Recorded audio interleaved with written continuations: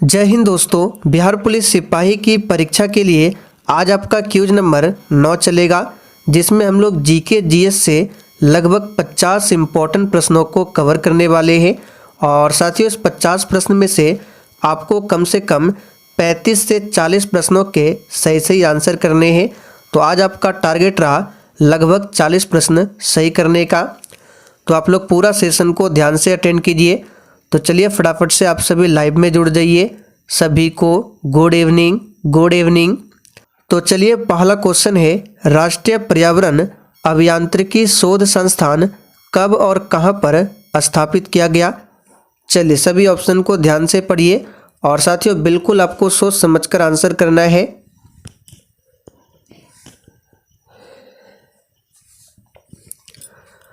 तो राष्ट्रीय पर्यावरण अभियांत्रिकी शोध संस्थान कब स्थापित किया गया था? तो याद रखिएगा 1958 में। कहाँ पर स्थापित किया गया था? तो नागपुर में।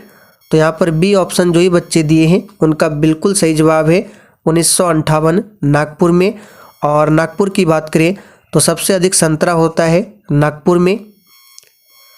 दूसरा क्वेश्चन है, शांत घाटी कहाँ पर अवस्थित है? चलिए बहुत ही सिंपल क्वेश्चन है, आंसर कीजिए। शांत घाटी कहाँ पर अवस्थित है, जिसको साइलेंट वैली भी कहा जाता है?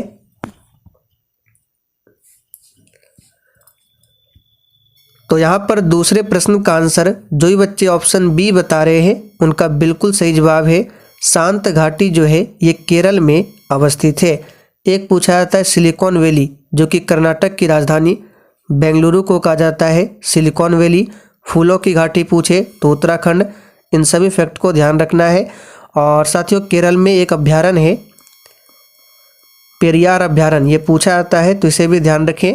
पेरियार अभ्यारण्य कहाँ पर है? तो केरल में है। चलिए आगे देखिए, ग्रीन हाउस गैसों की संकल्पना किसने की थी? चलिए तीसरे प्रश्न के लिए आंसर बताएंगे। ग्रीन हाउस गैसों की संकल्पना किसने की थी?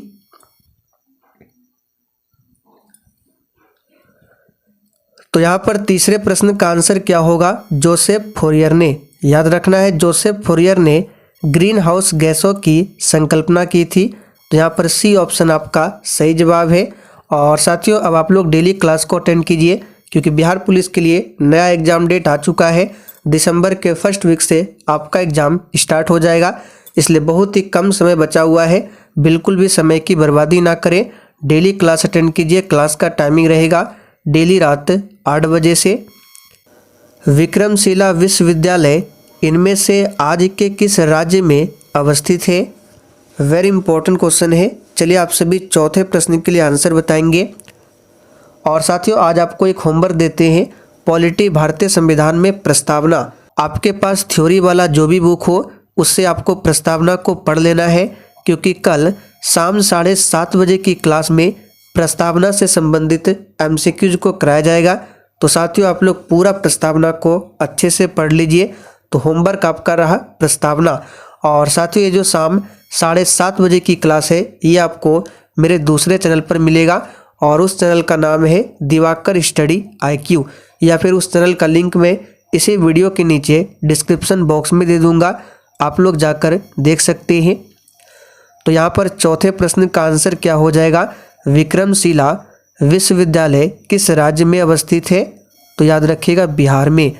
तो यहाँ पर सी ऑप्शन जो ही बच्चे दिए हैं बिल्कुल सही जवाब है। और विक्रमशिला विश्वविद्यालय को किसने बनवाया था? आप लोग कमेंट करके फटाफट से बताइए। तो चलिए आगे देखिए, मुगलों एवं मेवाड़ के राणा के मध्य चित्तौड़ की संधि किस शासक के शासनकाल में हस्ताक्षरित हुई थी? चलिए 5 के लिए आप सभी आंसर बताएंगे। और साथियों अब से प्रयास किया जाएगा आपको होमवर्क के रूप में ऐसे ही डेली एक टॉपिक देने का, जिसे आपको कंप्लीट करना है और बाद में उसी टॉपिक का एमसीक्यूज कराया जाएगा। तो यहाँ पर 5वें प्रश्न का आंसर क्या होगा? मुगलों एवं मेवाड़ के राणा के मध्य कौन सी संधि होती है? तो चित्तौड़ की संधि। और ये संधि किस शासक के शासनकाल में हस्ताक्षरित हुई थी? तो याद रखिएगा जहांगीर के शासनकाल में। तो यहाँ पर बी ऑप्शन आपका सही जवाब है जहांगीर। चलिए आगे देखिए, उपनिषदों का फारसी में अनुवाद किस मुगल सम्राट के शासनकाल में हुआ था?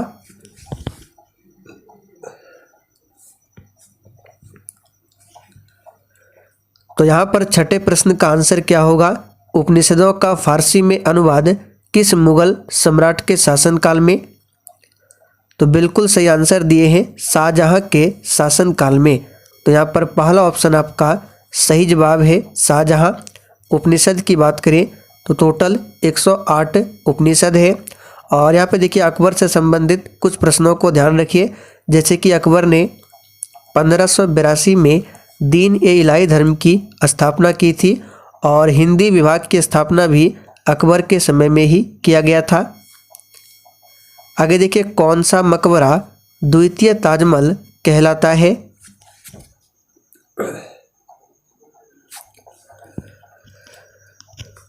तो कौन सा मकबरा है जो द्वितीय ताजमहल कहलाता है? तो याद कर लीजिए, इसका सही जवाब है सी ऑप्शन, राबिया उद दरौनी का मकबरा, जिसे द्वितीय ताजमहल के नाम से भी जाना जाता है।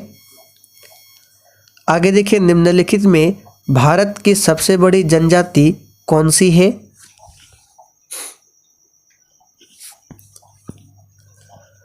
तो साथियों, भारत की सबसे बड़ी जनजाति जो है, याद रखिएगा, इसका सही जवाब है भील है। पहले कौन था? तो पहले गौंड था, लेकिन वर्तमान की बात करें तो भारत की सबसे बड़ी जनजाति है भील और दूसरी सबसे बड़ी जनजाति है गोंड। तो यहाँ पर आंसर अभी आपका होगा भील, ना कि गोंड। तो सी ऑप्शन आपका सही जवाब है। और साथियों, सबसे ज़्यादा जनजाति जो है किस राज्य में निवास करते हैं? आप लोग कमेंट करके बताइए। आगे देखिए, दुलहस्ती हाइड्रो पावर स्टेशन किस नदी पर अवस्थित है?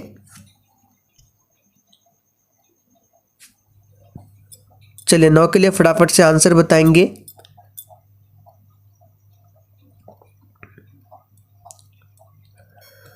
तो दुलहस्ती हाइड्रो पावर स्टेशन ये बिहार दरोगा में भी पूछा जा चुका है। तो ये किस नदी पर अवस्थित है? तो चिनाब नदी पर। तो यहाँ पर बी ऑप्शन आपका सही जवाब है, चिनाब नदी। और साथियों, चिनाब नदी की बात करें तो याद रखिएगा, ये सिंधु नदी की सबसे बड़ी सहायक नदी है चिनाब नदी। तो प्रश्न पूछा जाता है कि सिंधु नदी की सबसे बड़ी सहायक नदी कौन सी है? तो याद रखिएगा, चिनाब नदी। भारत में प्रचुर मात्रा में उपलब्ध महत्वपूर्ण नाभिकीय ईंधन कौन सा है?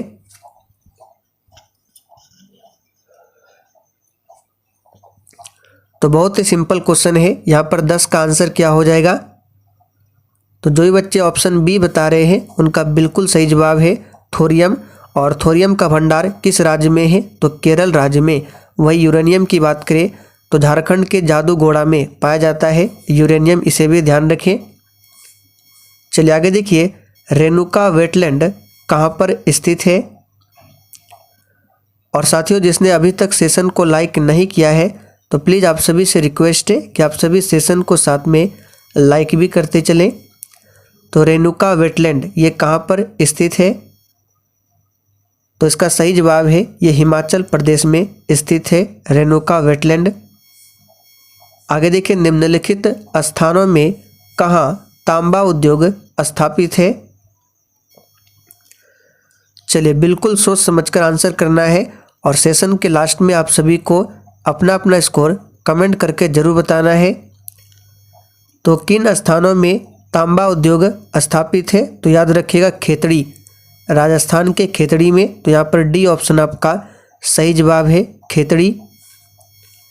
आगे देखिए, निम्नलिखित में से कौन विश्व का सबसे ऊंचा ज्वालामुखी पर्वत है? चलिए 13 के लिए आंसर कीजिए फटाफट से। विश्व का सबसे ऊंचा ज्वालामुखी पर्वत कौन सा है? तो बहुत ही सिंपल क्वेश्चन है, इसे हमने आपको पहले भी प्रैक्टिस सेट में बताया था। माउंट कोटोपेक्सी ये विश्व का सबसे ऊंचा ज्वालामुखी पर्वत है जो कि इक्वाडोर में स्थित है। चलिए आगे देखिए, ग्रेट साल्ट झील कहाँ पर अवस्थित है?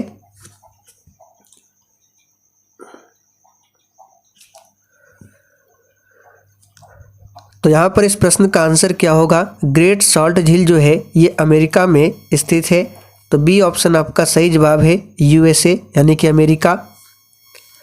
आगे देखिए, पृथ्वी के गर्भ में दूसरी सबसे ज़्यादा पाई जाने वाली धातु कौन सी है?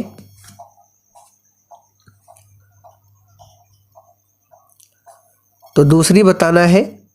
तो पृथ्वी के गर्भ में दूसरी सबसे ज़्यादा पाई जाने वाली धातु कौन सी है? तो याद रखिएगा लोहा, और सबसे ज़्यादा पूछे तो एल्युमिनियम है। तो फिलहाल यहाँ पर पहला ऑप्शन आपका सही जवाब है, लोहा। आगे देखिए, भारत के संविधान का प्रारूप तैयार करने वाली संविधान सभा के सदस्यों को कहाँ से नामित किया गया था या फिर चुना गया था? सभी ऑप्शन को एक एक करके पढ़िए। देखिए, पहला ऑप्शन में है ब्रिटिश संसद द्वारा नामित किया गया था, बिल्कुल गलत है। गवर्नर जनरल द्वारा नामित किया गया था, यह भी गलत है। विभिन्न प्रांतों की विधानसभाओं द्वारा चुना गया था, यह बिल्कुल सही है। तो यहाँ पर सी ऑप्शन आपका सही जवाब है, विभिन्न प्रांतों की विधानसभाओं द्वारा चुना गया था। आगे देखिए, भारत के संविधान में उद्देशिका, जिसको प्रस्तावना भी कहा जाता है, तो इसका विचार किस देश के संविधान से लिया गया? चलिए 17 के लिए आंसर कीजिए फटाफट से। देखिए, अब यहाँ से आपके दो प्रश्न बनेंगे, एक तो उद्देशिका का विचार कहाँ से लिया गया, और एक प्रस्तावना की भाषा, प्रस्तावना कहे या फिर उद्देशिका, एक ही बात है।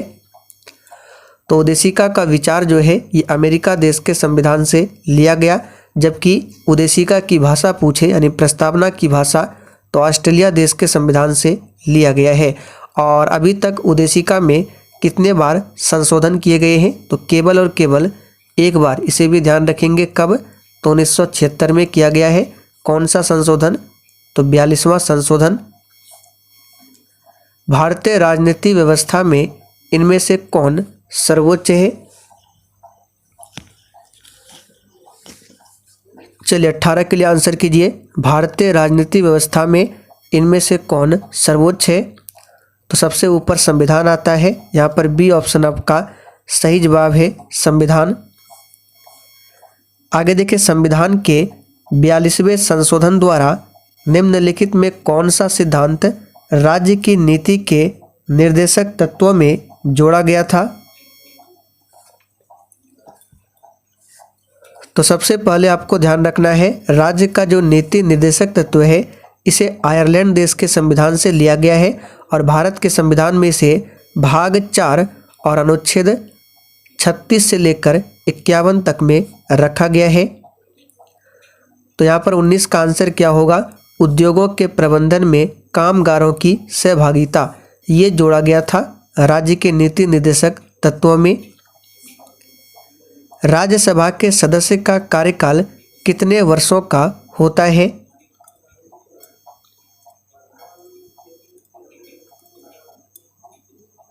तो राज्यसभा के सदस्य का जो कार्यकाल होता है ये 6 वर्षों का होता है। अब यहाँ से कंफ्यूज करने के लिए प्रश्न पूछेगा कि राज्यसभा का कार्यकाल कितने वर्षों का होता है, तो याद रखिएगा राज्यसभा का कार्यकाल नहीं होता है, राज्यसभा के सदस्यों का कार्यकाल होता है। तो प्रश्न को पहले ध्यान से पढ़ना है। अगर सदस्य लिखा हुआ है तो आपको आंसर करना है 6 वर्ष, अगर सदस्य ना लिखा हुआ मिले तो आपको आंसर क्या होगा? इनमें से कोई नहीं, यानी राज्यसभा का कोई भी कार्यकाल नहीं होता है, बट इसके सदस्यों का कार्यकाल होता है। राष्ट्रपति द्वारा राज्यसभा में कितने व्यक्ति मनोनीत किए जाते हैं?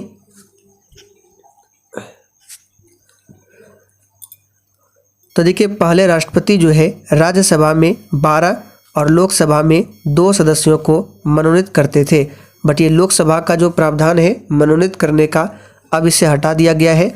अब केवल राष्ट्रपति राज्यसभा में 12 सदस्यों का ही मनोनयन करते हैं, यानी मनोनीत करते हैं। तो यहाँ पर सी ऑप्शन आपका सही जवाब है, 12। ऋग्वेद संहिता का 9वां मंडल पूर्णतः किसको समर्पित है? देखिए, ऋग्वेद सबसे पुराना वेद है और इसी में गायत्री मंत्र का उल्लेख भी मिलता है। ऋग्वेद के 3रे मंडल में गायत्री मंत्र का उल्लेख है और ऋग्वेद के 9वें मंडल में सोम देवता के बारे में बताया गया है। तो आंसर हो जाएगा डी ऑप्शन सोम। और इस पे पर नामांकित देवता के बारे में है ऋग्वेद के 9वां मंडल में। ग्रंथों में उल्लिखित धर्मचक्र प्रवर्तन क्या है? तो साथियों, ग्रंथों में उल्लेखित धर्मचक्र प्रवर्तन क्या है? तो सारनाथ में दिया गया उनका प्रथम उपदेश, गौतम बुद्ध के द्वारा जो प्रथम उपदेश दिया गया था सारनाथ में, उसी को धर्मचक्र प्रवर्तन कहा गया। और गौतम बुद्ध की मृत्यु जो है उसको कहा गया महापरिनिर्वाण। भगवान बुद्ध के महापरिनिर्वाण के बाद पहली बौद्ध संगति कहाँ पर हुई थी? तो आपको चारों बौद्ध संगति को ध्यान रखना है, यहाँ से प्रश्न पूछा जाता है। तो भगवान बुद्ध की मृत्यु के बाद प्रथम बौद्ध संगति जो है कहाँ पर? तो राजगिरी में होती है अजातशत्रु के शासनकाल में। दूसरा पूछे तो वैशाली में कालाशोक के शासनकाल में। तीसरा पाटलिपुत्र में अशोक के शासनकाल में। चौथा हुआ था कश्मीर के कुंडल वन में कनिष्क के शासनकाल में। तो पहला पूछा गया है, तो आंसर हो जाएगा राजगिरी या फिर राजगीर। पुर्तगालियों ने भारत में निम्नलिखित में से किस स्थान पर प्रथम दुर्ग का निर्माण किया था? चलिए 25 के लिए आंसर कीजिए फटाफट से। तो यहाँ पर 25 का आंसर क्या हो जाएगा? कोचीन में। याद रखिएगा कहाँ पर प्रथम दुर्ग का निर्माण किया था? कोचीन में, याद रखेंगे। और पुर्तगाली ही है जो भारत से जाने वाले अंतिम थे यूरोपियन। कौन? पुर्तगाली। पुर्तगाली जो है गोवा से कब भगाया गया पुर्तगालियों को? तो 1961 में। इसे भी ध्यान रखेंगे, पुर्तगालियों को गोवा से 1961 में भगाया गया था। और भारत आने वाला प्रथम पुर्तगाली कौन था? तो वास्को डी गामा, जो कि 1498 में भारत में आता है केरल के कालीकट बंदरगाह पर। 1765 में दीवानी प्रदान किए जाने के बाद ब्रिटिश सबसे पहले निम्नलिखित में से किस पर्वतीय जनजाति के संपर्क में आए थे? तो यहाँ पर 26 का आंसर क्या हो जाएगा? तो याद रखिएगा खासी। तो बी ऑप्शन आपका सही जवाब है, खासी। चलिए आगे बढ़ते हैं। किस गवर्नर जनरल पर महाभियोग का मुकदमा चलाया गया था?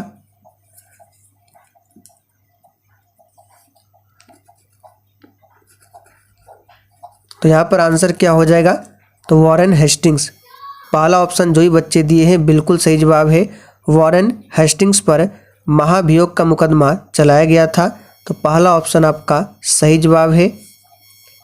भारत में प्रथम रेलवे लाइन किस ब्रिटिश गवर्नर के समय बिछाई गई थी? चलिए ये बहुत ही सिंपल क्वेश्चन है। भारत में प्रथम रेलवे लाइन जो है ये मुंबई से ठाणे के बीच बिछाई गई थी 1853 में। तो कौन था ब्रिटिश गवर्नर? तो याद रखिएगा लॉर्ड डलहौजी। और लॉर्ड डलहौजी को भारत में रेलवे का जनक भी माना जाता है। पंजाब केसरी की उपाधि किसको दी गई थी?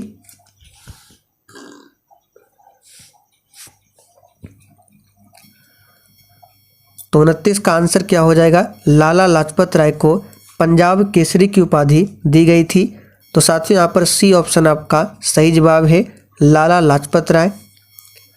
मुस्लिम लीग के निम्नलिखित में से किस अधिवेशन में M.A. जिन्ना ने अपना 14 सूत्रीय प्रस्ताव रखा था?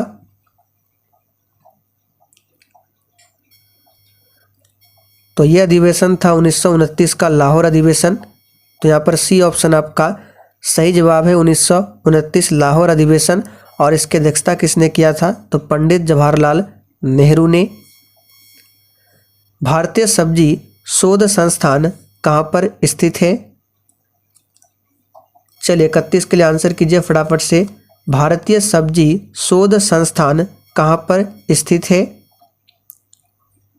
तो याद रखिएगा ये वाराणसी में स्थित है। यहाँ पर पहला ऑप्शन आपका सही जवाब है, वाराणसी में।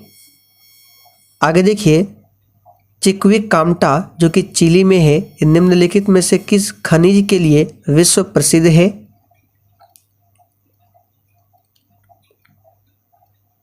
तो यहाँ पर 32 का आंसर क्या हो जाएगा, चिक्विकमाटा, जो कि चिली में है। ये किस खनिज के लिए प्रसिद्ध है, तो 32 का सही जवाब है तांबा, तांबा के लिए प्रसिद्ध है। निम्नलिखित करों में कौन सा ग्राम पंचायत द्वारा लगाया जाता है। चलिए आंसर कीजिए फटाफट से, कौन सा टैक्स है जो ग्राम पंचायतों द्वारा लगाया जाता है। तो बहुत ही सिंपल है, ये स्थानीय मेलों पर जो टैक्स होता है ये ग्राम पंचायतों द्वारा लगाया जाता है। तो यहाँ पर सी ऑप्शन आपका सही जवाब है। भारत सरकार ने किस वर्ष में 14 प्रमुख निजी बैंकों का राष्ट्रीयकरण किया था।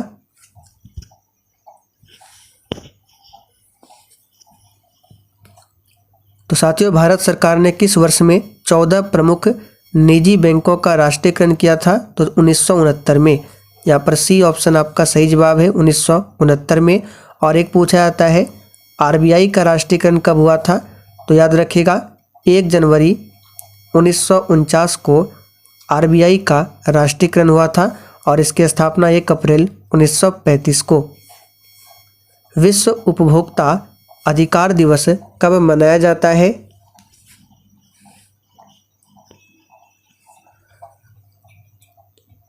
तो साथियों, विश्व उपभोक्ता अधिकार दिवस कब मनाया जाता है, तो यहाँ पर जो ये बच्चे सी बता रहे हैं उनका बिल्कुल सही जवाब है, 15 मार्च को मनाया जाता है। विश्व बैंक का मुख्यालय कहाँ पर है।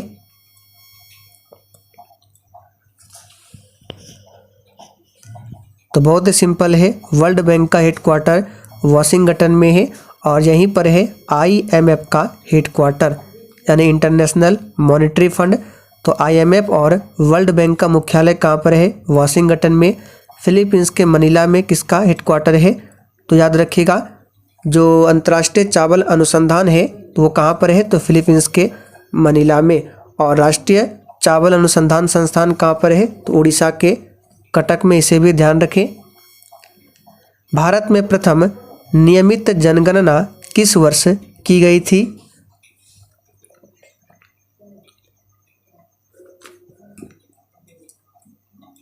तो साथियों, भारत में प्रथम नियमित जनगणना जो है, यानी जिसे 10 के आधार पर जनगणना कहा जाता है, यह 1881 में लॉर्ड रिपन के समय में किया गया था। तो बी ऑप्शन आपका सही जवाब है, 1881। और भारत की प्रथम जनगणना पूछे तो 1872 में हुआ था, लॉर्ड मेयो के समय में। भारत के राष्ट्रपति को उसके पद से हटाया जा सकता है। चलिए 38 के लिए आंसर कीजिए, भारत के राष्ट्रपति को उसके पद से हटाया जा सकता है। तो बहुत ही सिंपल है, भारत के राष्ट्रपति को आर्टिकल 61 के द्वारा महाभियोग की प्रक्रिया से हटाया जा सकता है। तो यहाँ पे ऑप्शन के अकॉर्डिंग बताना है कौन हटा सकता है, तो संसद द्वारा हटाया जा सकता है। यहाँ पर डी ऑप्शन आपका सही जवाब है, संसद। सामान्य रूप से मुद्रा नीति का प्रधान लक्ष्य क्या है। तो मुद्रा पॉलिसी का प्रधान लक्ष्य क्या होता है, तो बहुत ही सिंपल है, ये होता है मुद्रा आपूर्ति का नियंत्रण करना। यहाँ पर पहला ऑप्शन सही जवाब है, याद रख लीजिए, मुद्रा आपूर्ति का नियंत्रण करना ये मुद्रा नीति का प्रधान लक्ष्य होता है। दुर्लभ मुद्रा का आशय उस मुद्रा से है जो, तो 40 का आंसर हो जाएगा विकसित देशों का, यानी विकसित देशों का जो मुद्रा होता है वो दुर्लभ मुद्रा कहलाता है। जैसे हो गया डॉलर हो गया, ये विकसित देश है, और हमारा भारत जो है वो विकसित देश नहीं है, विकासशील देश है। निम्नलिखित में से किस संविधान संशोधन अधिनियम को लघु संविधान कहा गया था।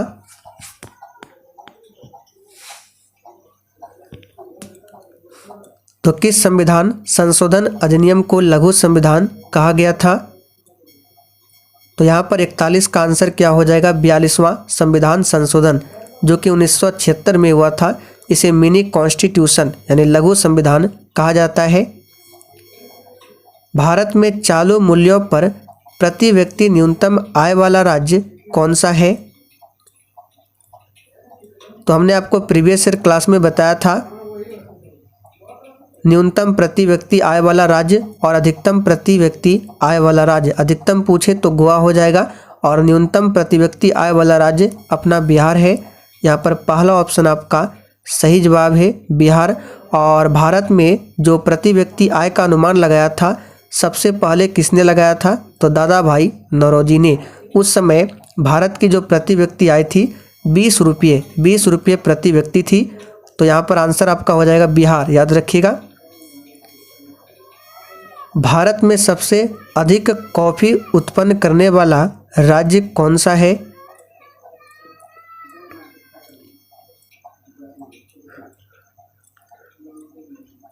तो बहुत ही सिंपल है, भारत में सबसे अधिक कॉफ़ी उत्पन्न करने वाला राज्य कर्नाटक है। यहाँ पर बी ऑप्शन आपका सही जवाब है, कर्नाटक। आर्थिक नियोजन विषय है। चलिए 44 के लिए फटाफट से आंसर कीजिए आप सभी। आर्थिक नियोजन किस सूची का विषय है? तो याद रखिएगा समवर्ती सूची के अंतर्गत आता है आर्थिक नियोजन, और शिक्षा भी आता है समवर्ती सूची में। देखिए संविधान का जो 7वीं अनुसूची है उसमें संघ सूची, राज्य सूची, समवर्ती सूची एवं अवशिष्ट विषय के बारे में बताया गया है। निष्क्रिय विरोध के सिद्धांत का प्रतिपादन किसने किया था? तो साथियों निष्क्रिय विरोध के सिद्धांत का प्रतिपादन किया था किसने? तो अरविंद घोष ने। यहाँ पर डी ऑप्शन आपका सही जवाब है, अरविंद घोष। इलेक्ट्रॉनिकी में सोल्डरन प्रक्रिया में सोल्डर के रूप में प्रायः कौन से पदार्थ प्रयोग में लाए जाते हैं? तो बहुत ही सिंपल है, सोल्डर जो बना होता है सीसा और टीन के मिश्रण से बनता है। पित्त का स्राव कौन करता है? यानी पित्त जो है ये कहाँ से निकलता है? तो साथियों पित्त जो है इसका स्राव होता है यकृत से, जो कि मानव शरीर की सबसे बड़ी ग्रंथि है, यकृत ग्रंथि। तो यहाँ पर बी ऑप्शन आपका सही जवाब है। किस विटामिन की कमी से पेलाग्रा रोग होता है? तो पेलाग्रा रोग आप सभी जानते हैं विटामिन B3 की कमी से होता है। अब यहाँ पे विटामिन B3 का रासायनिक नाम आपको पहचानना है, कौन सा है? तो थायमिन तो होगा नहीं, विटामिन ये B1 का है। एस्कॉर्बिक अम्ल विटामिन C का है। तो यहाँ पर आंसर हो जाएगा नियासिन। ये विटामिन B3 का रासायनिक नाम है और इसी की कमी से पेलाग्रा रोग होता है। निम्नलिखित में से कौन एक रोग विषाणु जनित नहीं है? चलिए आंसर करेंगे। देखिए बी तो होगा नहीं, एड्स आप सभी जानते हैं ये वायरस यानी विषाणु से होता है। HIV विषाणु, इसके बारे में हमने आपको बहुत बार बताया है। चिकन पॉक्स भी विषाणु से होता है। हेपेटाइटिस भी विषाणु से होता है। जबकि टीबी की बात करें, ट्यूबरक्लोसिस, ये जीवाणु जनित रोग है। तो यहाँ पर डी ऑप्शन आपका सही जवाब है। कौन सी धातु मुक्त अवस्था में मिलती है? चलिए आखिरी क्वेश्चन है, तो जिन्होंने अभी तक सेशन को लाइक नहीं किया है फटाफट से आप सभी सेशन को लाइक कीजिए। तो मुक्त अवस्था में कौन सी धातु मिलती है? तो सोना। यहाँ पर पहला ऑप्शन आपका सही जवाब है। चलिए अब यहाँ से आपसे एक प्रश्न पूछते हैं जिसका आंसर आपको नीचे कमेंट करके बताना है। संविधान का जो 5वीं अनुसूची है, कमेंट करके बताइए आप लोग ये किससे संबंधित है, 5वीं अनुसूची। तो साथियों आज के लिए इतना ही। सेशन पसंद आया हो तो सभी को लाइक करना है। और PDF की बात करें तो ये PDF आपको टेलीग्राम पर मिल जाएगा। टेलीग्राम का लिंक इसी वीडियो के नीचे डिस्क्रिप्शन बॉक्स में है। और याद रहे आपको उस चैप्टर को यानी कि उस टॉपिक को कंप्लीट कर लेना है, पॉलिटी भारतीय संविधान में प्रस्तावना को। कल प्रस्तावना से संबंधित MCQs कराया जाएगा शाम 7:30 बजे की क्लास में। और वो क्लास आपका होगा दूसरे चैनल पर, जो कि मेरा दूसरा चैनल है दिवाकर स्टडी IQ के नाम से। उस चैनल का लिंक डिस्क्रिप्शन बॉक्स में है, जाकर ज्वाइन कर लीजिए।